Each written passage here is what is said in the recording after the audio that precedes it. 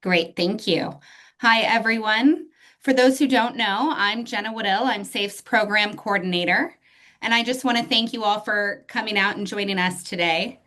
We're excited to bring together dining directors from several SAFE chapters to discuss sustainable eating and food systems on these campuses.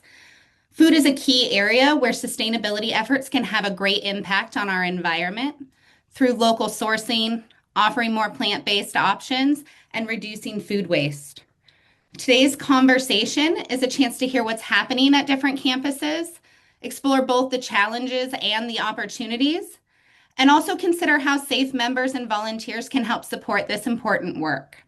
So today joining us are John Platt from Kendall Crosslands Communities, Stephanie Tolson from Collington, Norine Mulry from RoseVilla Senior Living, Lisa Kuschka-St.Onge from Lathrop Community, and Kate Hayes from Wake Robin. Thank you all for being here and being a part of this conversation. I'm now going to pass this back over to Michelle Goodwin, SAFE's Executive Director, who's going to moderate the panel today. Thank you, Jenna, and thank you so much for all of your hard work putting this together. I really appreciate that. And Jenna, while I am speaking, if you could work on spotlighting our panelists, and then I will get back to that and help if you need it. So to make the most of our time, I may not ask every panelist the same question. If you want to answer a question, just go ahead and raise your hand, and we'll pick on you to answer a particular question. I want to make sure all voices are heard as much as possible.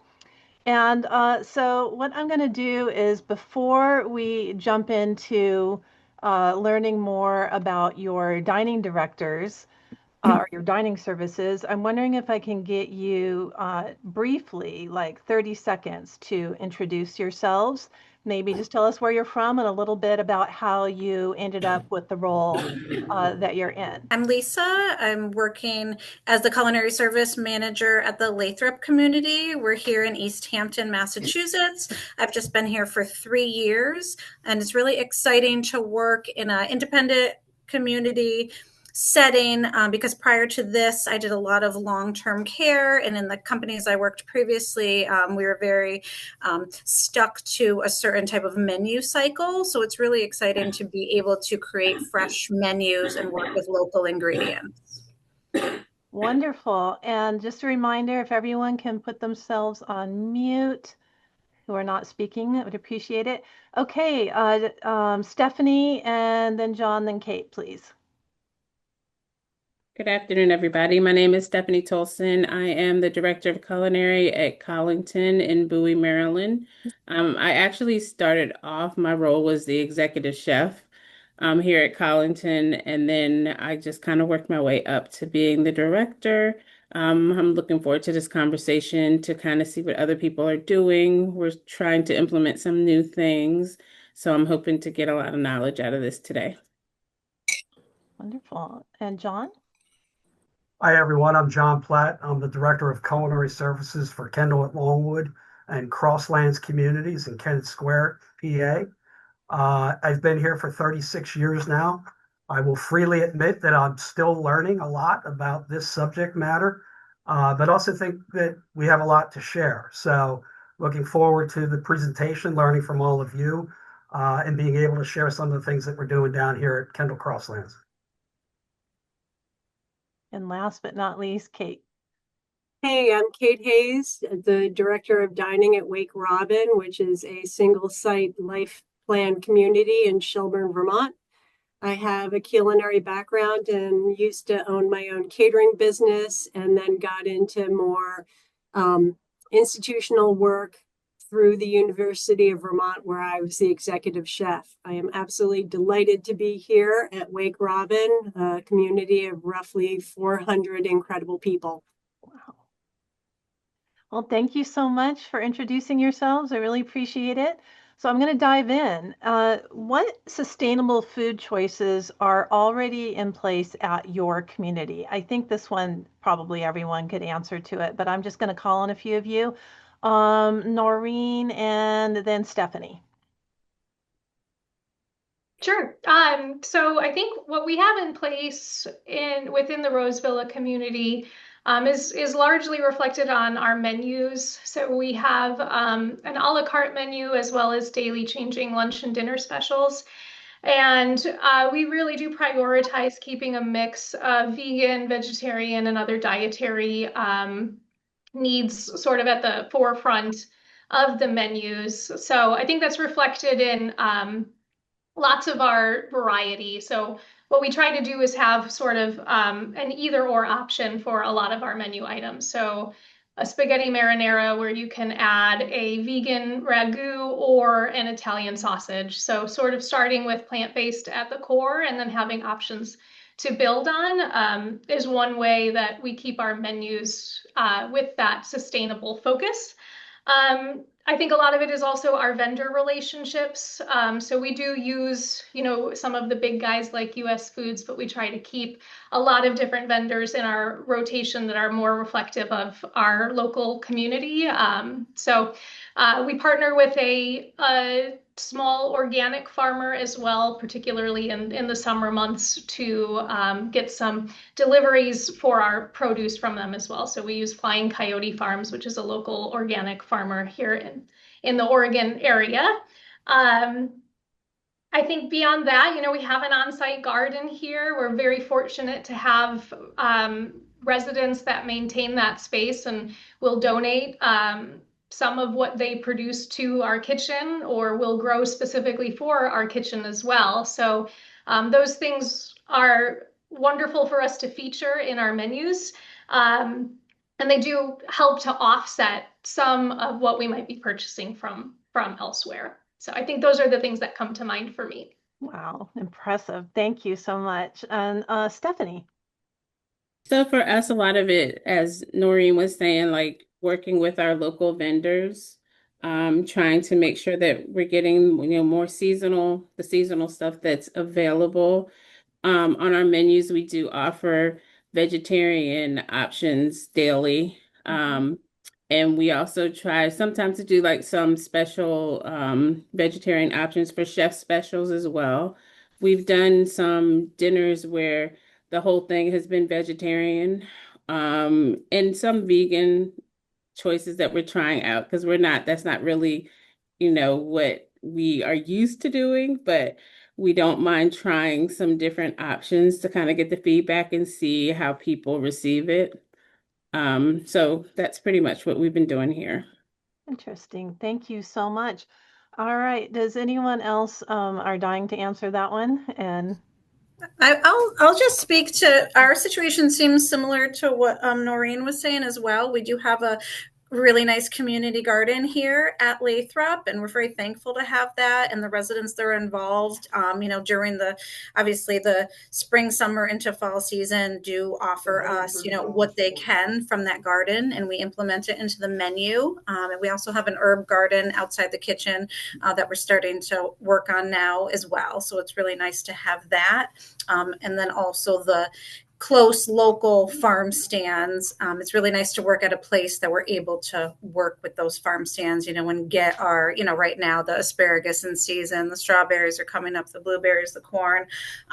So that's really nice to be able to have. wonderful. Well, let's just go ahead and get John and Kate in here too, since you all have slightly different angles.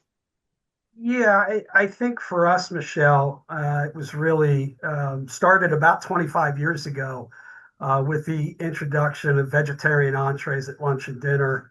For the first, I would say 10 years, it was predominantly a dinner.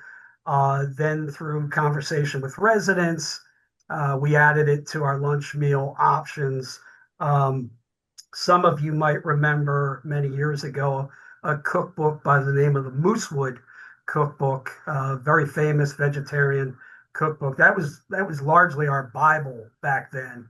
And I think over time, obviously with the advent of the internet, online recipes, we've been able to expand our variety of vegetarian dishes. In the past, we've met with residents here at Kendall Crosslands. We've held what we referred to at the time as vegetarian summits, just to gauge how we were doing with our vegetarian dishes. We learned a lot in that process. An example of that would be residents telling us that many of our dishes were heavily laden with dairy or cheese, higher in fat. That was by design at that time because we were trying to increase our protein content. But since then, we've learned of other products naturally like tempeh, seitan, pea protein that we can add to our complement of vegetarian dishes, which have really, really increased the variety here. The other thing that I think we're particularly proud of here in our communities, most notably at Kendall at Longwood, is the hydroponics lab that we've created, really through an initiative by several residents. Kendall at Longwood, we started a lab about 5 years ago, and we call it a lab purposefully because it's largely experimental. It's small in nature. I think it's only 175 square feet, but we're now on our third iteration of growing equipment, starting first growing horizontally, then vertically. Now we have a combination of both. It's pretty impressive to see what the residents do down there. There's a healthy group of about 14 volunteers that regularly work that hydroponics lab that produce some items for our kitchens, mostly leafy greens and microgreens. So we're really proud of that here in our communities. Wonderful. And Kate? I've got to do the dishes first. Well, let's see. Wake Robin is a member of Healthy Food and Healthcare and Healthcare Without Harm and the Vermont Fresh Network. And all of those groups they focus on local tracking and use of local foods. So at this point, Wake Robin, roughly 40% of all of the foods that we serve on campus are fresh, local, humanely raised, organic, and fall within tracking categories that we keep track of. It's good for the economy. It keeps money in state for Vermont agriculture, which we like to do. We also have relationships in season with roughly 40 local farmers. So instead of having a garden on campus, the residents do, and they donate their leftover or surplus bumper crops to the kitchen. We rely on those local farmers because they have hoop houses. Vermont has a tiny growing season, so that expands it nicely. And for all of you people, other directors who have gardens and have figured out the way to keep your staff, from wanting to work in the garden all day long, I would love to pick your brains about that because I could see that would be an issue. In terms of our menuing, we have one plant-based entree available for dinner every night. We also, in working with the Wake Robin Eating for Sustainability group, we've just introduced a grain bowl. We also have an always available left side menu that has some animal and plant-based options, or absolutely plain, chicken, salmon, tofu, so that you can dress it up or dress it down depending on your dietary needs. The residents had also asked for a condiment center that we have available in the dining room, where we have added all sorts of hot sauces and gluten-free tamari. And one of the things that John touched on is getting additional protein into residents. So we have pumpkin seed protein powder and nutritional yeast that residents can shake on to mix things up as well. So, oh, wow, that is amazing. Here in Southern California, we're not unfamiliar with a lot of vegan options, and nutritional yeast is something that I've used many times. It really gives a good flavor to things. Okay, so I'd like to segue into the next item, which is, improving and adding more sustainability, sustainable eating. And as we know, if you're calculating your carbon footprint, I just did mine the other day with a really simple tool that one of our members recommended. And on the result, because I had said that I eat beef, even though I rarely eat beef, but I was being honest, the bar for my carbon footprint was so big. And when I go back and change that to not, I don't eat beef, it shrinks, and then the travel or something, pops back up as, a bigger carbon footprint. So I know a lot of the groups at your communities who are working on this issue will be promoting eating less beef, eating less meat in general. What have been some of your challenges in implementing any new changes, and where do you see opportunities in this this push to have more sustainable options? Anyone would like to jump in on that one? As far as challenges in implementing, John? Yeah, and I think the eat less beef is a wonderful example. It's pertinent. Part of our challenge as directors is to satisfy all residents or try to satisfy all residents. So you've got a lot of different perspectives under one roof. For every person that cares about eating healthy or plant-based, there's a counterpart that wants to eat what they want to eat because they've gotten to that stage in their life that they feel they can do so. So I've literally met with resident representatives of our Eat Less Beef committee and had those meetings followed up by individuals who came in to make their counterpart. That part of it, balancing resident satisfaction or overall resident satisfaction versus a cause like that is one of the challenges. Now, what I've said continuously to the Eat Less Beef committee members is that while I can't commit to a percentage reduction in the amount of beef that we place on our menus, what I can help you with is the education factor, sponsoring education, sponsoring their group in the dining rooms for special meals, getting the word out. That has seemed to take effect in our communities. We've just by their efforts seen an overall reduction in the amount of beef that we have to order on a regular basis. So I do think that the message is starting to take hold, but resident satisfaction and balancing that is one of the greatest challenges. Uh-huh. Kate. Piggybacking on that, we had tried at Wake Robin a couple of years ago to implement a semi-meatless Monday, and I will be the first to admit that because it was during COVID and was on a Zoom call, it was badly handled because we had tried to do an informal poll of would you be interested, and because of the format, residents felt like we were kind of ambushing them. What I did find out afterwards and in the years that have passed that residents do have different values, and we have done lots of education, and that's really what it comes down to is the education of the impact that a small change can make overall. And if you're interested, give it a try.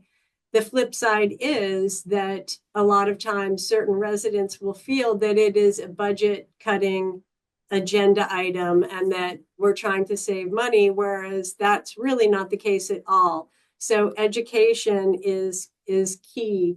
And then doing the education of you can get enough protein in a plant-based diet. It's just tricky, and there are lots of opportunities to engage with residents about that also.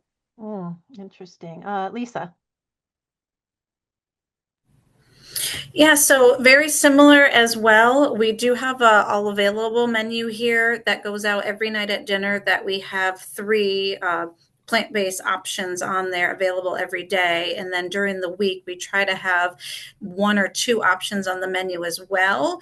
But it is a little difficult because even though we're one Lathrop community, we feel like we almost have three different campuses at sometimes. We have our in-residents, our East Hampton Townhome residents, and our Northampton Townhome residents. And we feel like there's different, opinions across the board. So even though, I was invited to this meeting by East Hampton Townhome residents, and they might feel a certain way about having more plant-based options, that doesn't mean the in-residents are going to feel the same way about it. So maybe, working on getting them all together to get the education would be very important.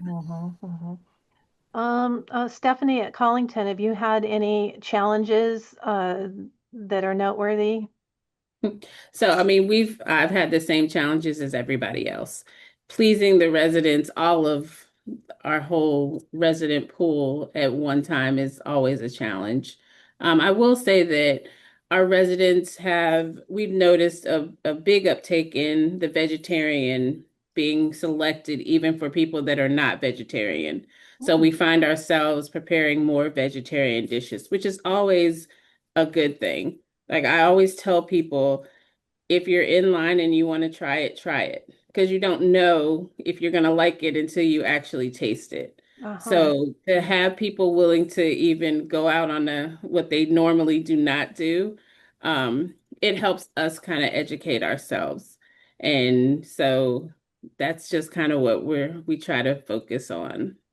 I like that John and Stephanie mentioned noticeable differences, and whether you're cooking something different, more of something, or ordering less of something. And that's a good way to track any kind of program. It's not a direct result of education and culture, but it is something.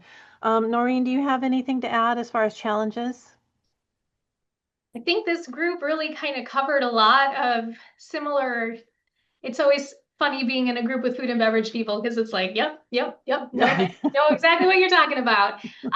When Kate referenced trying a meatless Monday, it just, I mean, we tried a very similar thing at RoseVilla, running a meatless Monday for our daily specials. We tried changing the language to be less meat Monday so that residents that don't choose to eat a plant-based diet or are not vegan or vegetarian, they knew they could, to make it a little more clear that they still had options.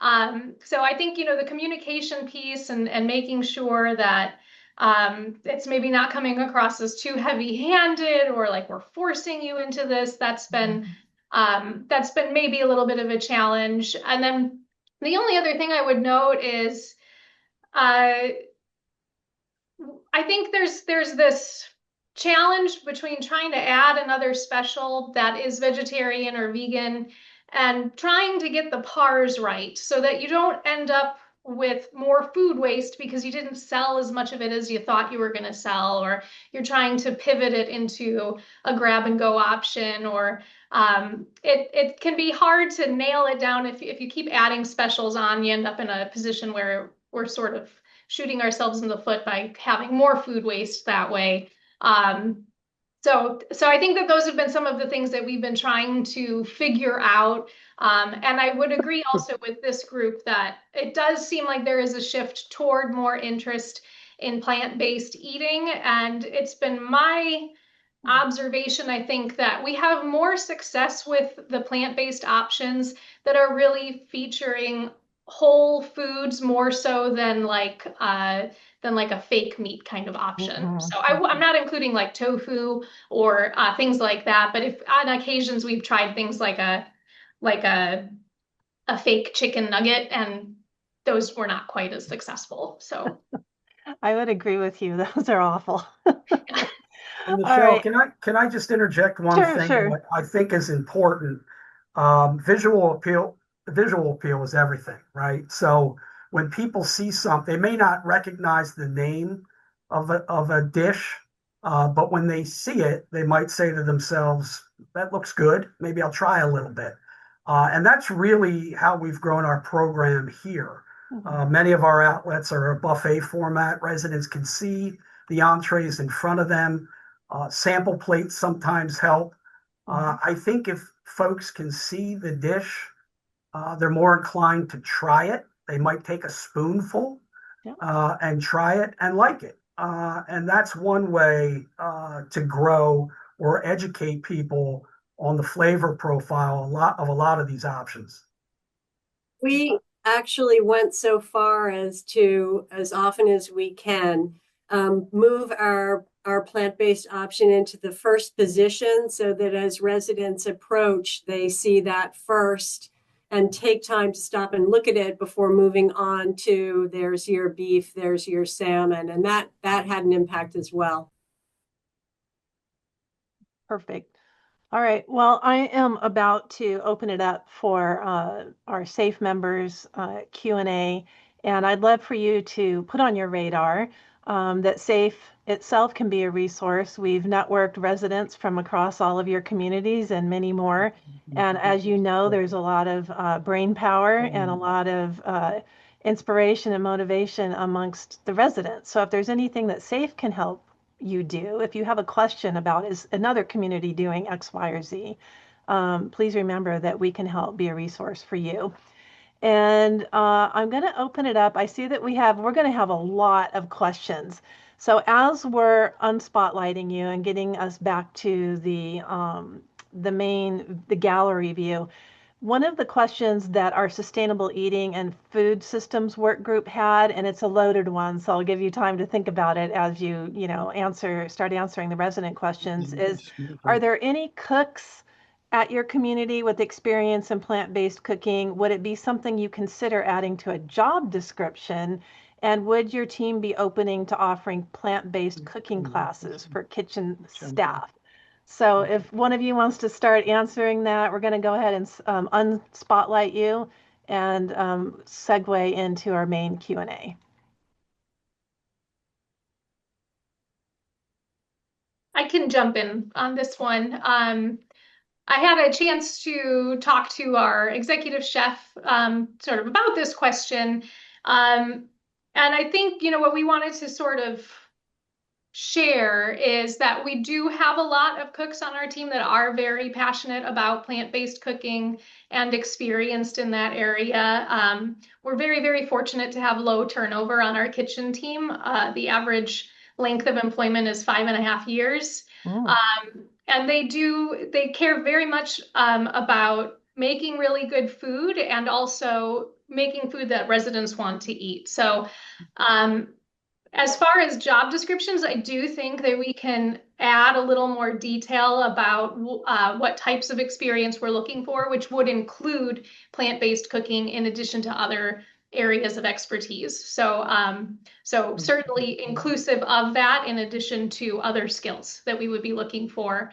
And I think the final part of that question was having cooking classes.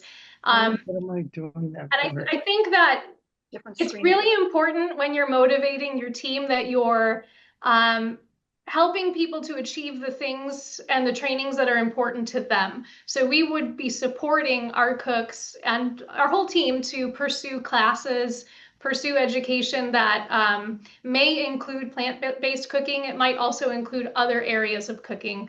One of our sous chefs recently applied for one of our foundation grants to learn some additional skills in sourdough bread making. So I kind of want to just feature that it's that and more. So yes, we would certainly support our team to learn more about plant-based cooking, especially if it's something that they're particularly passionate about. And I think it's important that we find out what individual goals are so that for them too, it doesn't feel like a task you have to complete. And it's a little bit more encouraging for what are your goals? What do you want to learn more about? And then supporting them to be able to do that.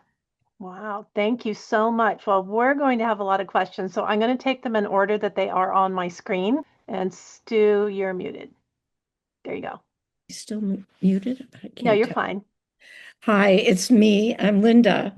And I'm just curious, of the 5 communities that are represented here, for your main meal at night, do residents eat cafeteria style or are they actually waited on? And do you feel that that has some effect on the kind of food that they're choosing? Because they may not be seeing it if they're not going through a cafeteria line. Waited on with menus versus seeing it in a buffet style. Lisa. So at the Lathrop community, we do not have a buffet here unless we're having a big picnic or a party of some sort. So it's all sit down, eating in the dining room, getting waited on by a server. So, hearing, I believe what John said earlier about getting to see options on a buffet and maybe getting to, try them and at least see what they look like beforehand. It sounds like a good idea. Maybe taking a photo of a plate. Maybe we need another way to go, about it. So, people know what the options look like. Good. And Stephanie, I think, were you about to answer that one? Yeah. So here at Collington, we have both. So we have a buffet that services all of our self-serve residents, because we have a self-serve section in the dining room, and also our carry-out residents. All the residents that are dining in, they actually walk by the buffet. So all of them look and see what the line looks like as they're coming into the dining room. And then once they're seated, they get weighted service. Oh, interesting. RoseVilla is full service dining as well. So we do full service lunch and dinner, and then we have more of a carry out fast breakfast style cafe. Good to know there's so many differences and yeah, so what applies to one doesn't apply to always to the other. Okay. Hey, I was interested in John's comment, but began to realize that one of the things that food service offices offers to us is a really good dependent variable about when you change something in the system, how does it change? How does it change in terms of what you order or food that's thrown out or how much you give to your staff to take home? It's just it's sort of a generic question, but for me as a psychologist, sort of thinking about how do you measure things. One of the ways you get measured is to find out what it is you're making and how much it's being taken. That's exactly right, Gary. Just monitoring at the end of the meal how many portions you have left over versus what you prepared to begin with. But it's also important to note, and I think everybody's probably in the same boat with this, that one of the ways that we as operators keep our food costs low or lower is to utilize leftovers. So I think it's no secret that, and you'll see our menus are constructed in this nature. We may have, maybe beef's not a good example. We might have chicken on tonight, and tomorrow you'll notice that we have a chicken vegetable soup on. So we're cutting up the leftover chicken from tonight's meal to put in tomorrow's soup. That's a lot of residents here in our communities often ask me about food banks. Do we send our leftovers to food banks? And the simple answer is no. We have struck agreements with food banks in the past, only to find out that we're not generating enough leftovers to make it worth their while to send a truck out here. So we're incorporating leftovers into our meals the next day. And that's one of the ways that we help keep our food costs in check. Wow. I did not know that. Very I'd love to add on that for a second. Smart menu engineering is exactly what John's talking about. So you can, plan your menu so that you're utilizing leftovers.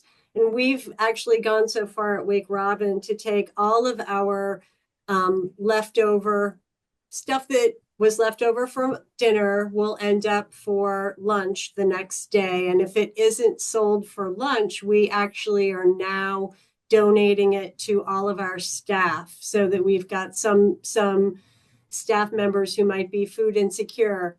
As he said, it's frustrating when you can't give food safe food to a food bank. So because we don't have enough to have them come and pick it up, we are donating it to staff that might have food insecurity issues. So, we're pretty tight with our waste, but we keep looking for ways to improve on that. Very impressive. Yeah, I want to get more specific about questions about metrics. Does anyone have ways of measuring and tracking how much meat, how much beef, how much other meats come in, or ideally the carbon footprint of all your protein sources? And on the other end, metrics on food waste, what has to be discarded. It's very well to have composting for kitchen waste, but some of that means we're using fresh food and there are a lot of trimmings. Some of that means there's food that wasn't taken and has to be disposed of. So what what about metrics for basically carbon footprint of our food choices? Anyone like to tackle that one, Kate? Oh, there are, and I can't remember who it was that said that they had used, if it was Jenna or Michelle, who had talked about figuring out your carbon footprint for food. So there are tools that you can use that talk about what is the carbon footprint for animal versus plant-based proteins.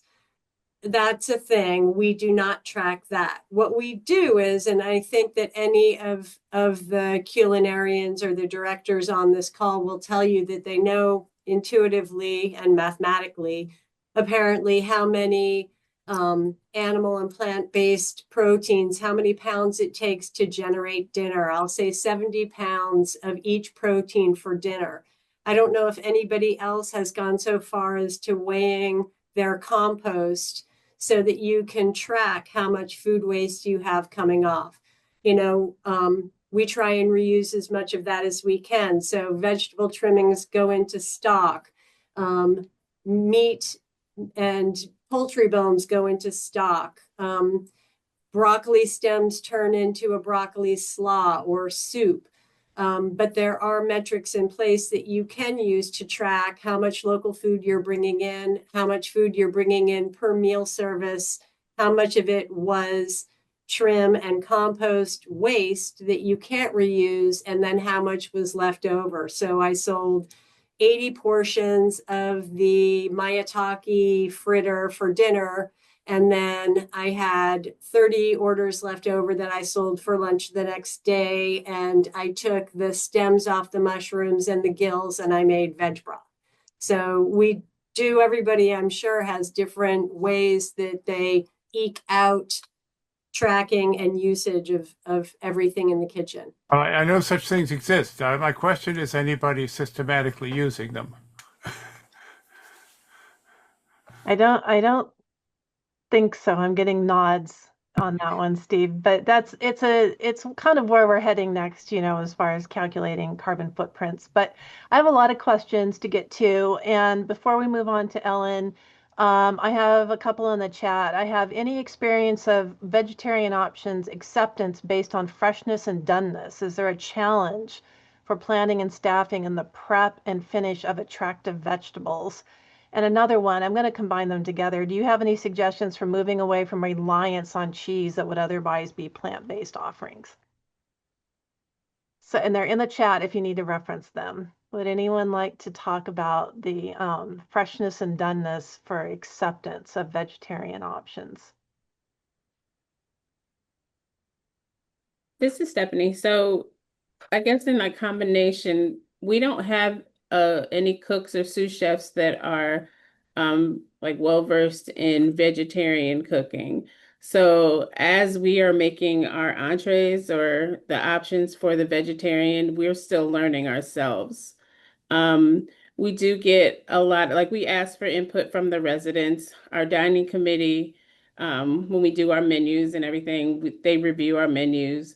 And the residents do send us recipes that we can use, but we're learning right along with you what works and what doesn't work. So if we do it one time and we get feedback from the resident dining committee or residents in general, we'll try to change up our approach, or we'll look for a different recipe to whatever that vegetarian item was. So just like everybody, we're learning. It's a learning process for us as well. We're doing the best that we can, but we're not, perfect in it. And we're learning every day.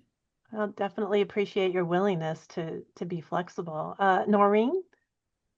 I think one of the challenges can be just the holding mechanism for vegetables in some capacity. So we have two daily changing vegetables, in addition to some vegetables that are fired to order a la carte. And it has taken a little tweaking and adjusting to figure out what vegetables are going to hold up okay in a steam well through a service and what is really not going to work well in that sort of environment. And that just takes time to sort of as Stephanie said, learn as you're kind of trying things, you're learning and you're adjusting and you're tweaking. And so that can help us determine, what are we going to do for daily vegetables that will hold up okay in a steam well, because we go through such a high volume that cooking them to order on the line is really not efficient, versus the things that we can cook on the line, our grilled vegetables, the steamed vegetables are done on the line. And so that's one of the challenges that we have learned and kind of worked through. So I'd like to go back to this idea. I hear this question all the time, and this brought up as a challenge, and that's the protein in a vegetarian dish. And it's often it goes to dairy, it goes to cheese. Can anyone speak to protein options that they feel work well that's not dairy in your vegetarian or even vegan dishes? Cashew. Yeah, we have we serve tofu pretty often here at Lathrop, and the tempeh as well. We have a quinoa cake on our all available menu as well. That seems to work great. Tofu, yep. And then what are the dishes? Let's see. Anyone else on protein? Yeah, Michelle, I'll answer that. So because I've lived this really, I've mentioned that we began vegetarian entrees about 25 years ago. And I will freely admit at that time they were largely cheese-based. Yeah. We had things like eggplant parmesan and macaroni and cheese. And since then, it's been a complete evolution. We're not there yet. I think Stephanie just made a wonderful point. We're learning as you're learning. We literally have residents here at Kendall Crosslands that come to us that are much more educated on the subject matter than we are, honestly. The challenge, I think, for us as operators is that many residents are interested in this and interested in eating this way, but a lot of them come at it from different angles. They want it gluten-free, no dairy, this, that, and it pins us into a corner with what we're able to do if we commit to everybody's preference.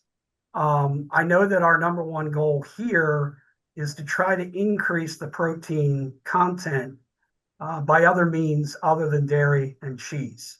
So as was mentioned, tempeh and seitan and beans, adding rice, brown rice in particular, to that complement is particularly important. I sense here in our communities, our residents are starting to get a little tired of tofu. So we have to look for, I see Gene Spicer answering in the affirmative. So we have to get even more creative and learn as we go here. Our cooks are learning just by the construction of our menus and the nature of our menus. So for us, it's an evolution. It's a learning process. We're constantly looking for new products. And as I said, our main goal is to bolster that protein content. So awesome. And something to add to that, based on the Eating for Sustainability ask, was options. A lot of times for our plant-based entrees, it will be dairy, it will be beans, it will be grain, it will be nuts. Half of the residents want a dairy-based protein add for their vegetarian, plant-based entrees, and the other half want beans. So even residents are at odds with each other. The beauty of the grain bowl is we run it as an entree option. You can choose the grain, you can add beans, you can add all sorts of protein options, some plant-based, some not. So that way it is kind of picking and choosing how you want to get your protein within that dish. Because we are open kitchens, it does slow down the line because it is a highly customizable option. So that's something we're working on. Beautiful. All right. There you go. Okay. The first question is, some of you talked about the eating less beef or less meat as being an educational opportunity. I'd like to know how you all are educating, and I had an interesting experience. I wanted to put the tip on our website. I've been putting sustainability tips on the website, and the tip was going to be basically eat less meat or eat less beef. And I was told by the website committee that they didn't want to put it in there because it sounded like I was preaching to them. So I was wondering how you all go about educating people. That's my first question. The second, and you don't have to answer them both, but do you all compost, and if so, how? Okay. Anyone want to take those up, Lisa? I'll jump in. Well, so about the composting here at Lathrop, it's not to the extent that I know some of the larger communities are doing it, but we do take all of our produce waste, and it is picked up by residents and brought down to the community garden and composted down there and used for the garden. And then as far as education about eating less meat, we haven't done anything like that yet. So I'm interested to hear what Lathrop residents that might be on the call today have to say about it, going forward. Mm-hmm. Okay. Ellen, this is John. So we could talk offline. The two residents that I work with most notably happen to be Crosslands residents. I know you're at Kendall. They happen to be Dick Hayden and Lynn Back. And I've met with them many, many times. I don't know if you've spoken to them directly about some of the education that they've provided. No, I have not. Or muted still. Oh, still muted. Okay. Can you mute? We can hear you. We can hear you, Ellen and Gary. We can hear you. Okay. No, I know Lynn Back, and I know she had the little thing, pens that said eat less beef, and people were wearing those around. But you don't know specifically what they're doing, John. Is that right? I mean, I can only speak for what they by my interpretation, they seem to be more active at Crosslands than Kendall. Mm-hmm. We've hosted dinners for them in the alcove where they've provided promotional materials. We've had tables outside the dining room where residents have been seated to discuss the Eat Less Beef initiatives, provide education, provide pamphlets. But Dick Hayden and Lynn are probably the two residents that I've worked with the most on that subject. Wonderful. Thank you, John. Yep. Thank you. Okay, let's get to Jean and then Joel. They're both comments really, is that one of the things that's impressed me ever since I've been at Kendall is how attractive the vegetables are and how well they're prepared. And I think that's one of the things that anybody can do to sort of passively to increase the plant-based eating is to make the food really attractive. And I think you do a good job of that. And the other one is sort of tangential, but there's so many plastic containers for takeout. The little skinny ones that, basically the number 6s that you can't recycle. Is there any way you could hide them? And if people really want them, they can ask for them, but not to make them so easy to get? I'm going to guess that this is my question to answer. We could have stopped at your first comment, Gene. I was going to put a check in your open box for that. But, so if we want to go down this rabbit hole, I guess we can. We talked about this at our last meeting. The whole subject of takeout containers, plastic recycling. There are several resident recycling committee members on this Zoom today. They would tell you in working with them that it's one of the things that we talk about each month, how to reduce those items. It does become a challenge, particularly with clear plastics. For takeout, people want to see what they're getting. If they, opt for a piece of pie, they want to see that piece of pie. So the clear plastics has always been a little bit of a challenge. The other challenge that we're constantly facing is that the people that pick up our recycled materials often change their designation on what they can accept by way of the numbers that. So, 1 month they're accepting number 6 plastics, and next month they're not. It's all based on economics. Quite frankly, what China is willing to buy at any given time. And so that's a constant challenge for us. The suppliers that we use are constantly substituting products. which makes it hard to track for us. I would say to you, Gene, that the overall goal is to try to realize a reduction in the amount of plastics that we're using, if that makes you feel better. We're not there yet, but the goal would be to try to reduce the number of plastics. Yeah, we definitely segued off into another subject there, and you're right, John. We talked about it previously. It's a huge problem. We want to stop using it in the first place, and we'll definitely have more speakers on this topic coming up soon. Jenna has secured an amazing speaker on the person who discovered the Great Pacific Garbage Patch, and he'll be speaking in October to us. And so there's a lot of ideas there. But let's get on to our next question. Joel Brody. Yes, I don't have a question, but I have an idea. Um, as I've listened to the wonderful, wonderful discussion with the dining room directors, and thank you so much for taking the time to join the SAFE community today.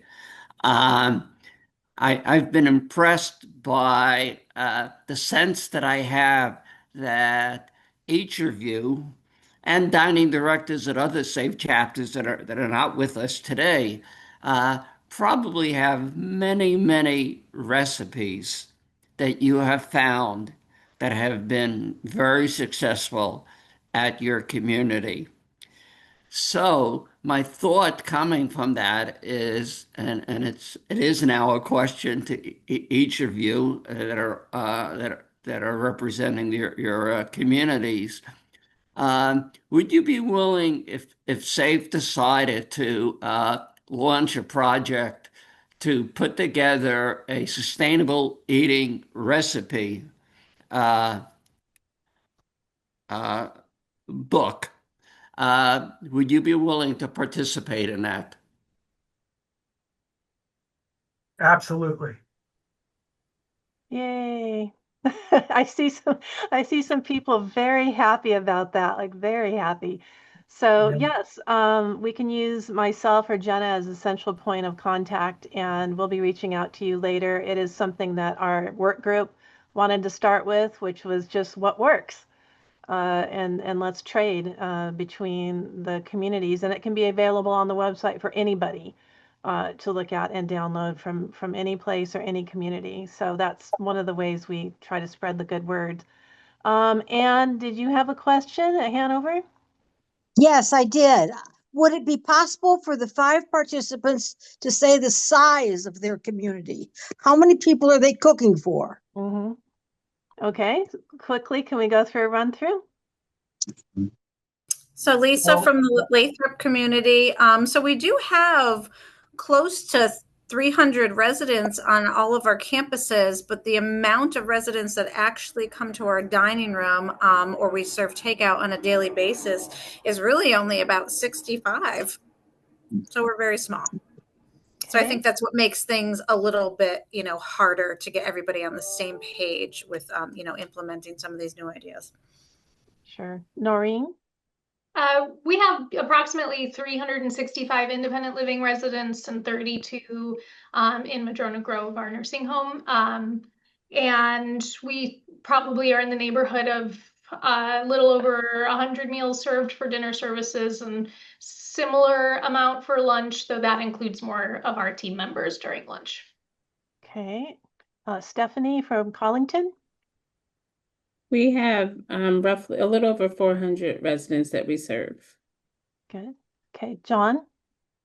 Well, Kendall and Crosslands combined is roughly 775 residents.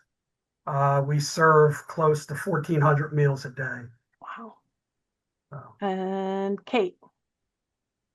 We have, I think, 324 independent living residents, and we have 90 health center residents for 3 levels of care, and we'll do about 70, not counting the health center, 3 meals a day.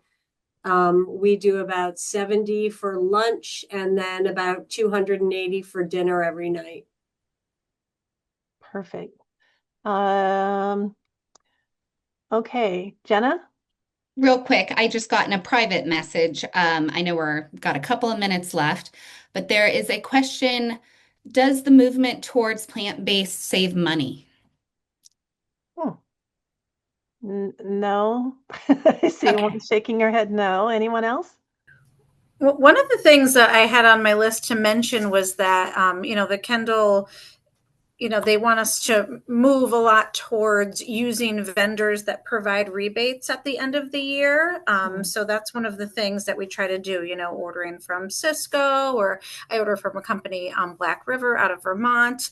But a lot of these other produce really isn't included with certain vendors in getting rebates back. And there's a lot of local vendors that don't work with them at all, at least over here, where Lathrop community is.